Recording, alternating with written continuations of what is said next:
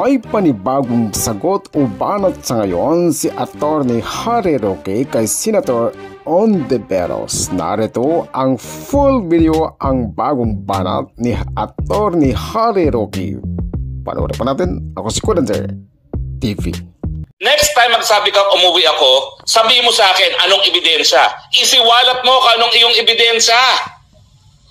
Huwag ka magtatago sa pagiging senador. Ang hamon mo pa, sige humarap ka sa Senado. Bakit? Inatrasan ba kita?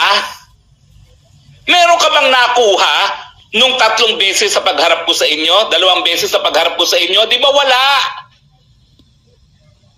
Hindi ka nga makasagot pag ako sumagot Ang gusto mo, tumahimik lang ako ng tumahimik. At ikaw lang magdakdak ng magdakdak. Dahil binabasa mo lang naman ang dinadakdak mo at hindi mo naman naintindihan ang sinasabi mo. Di ba?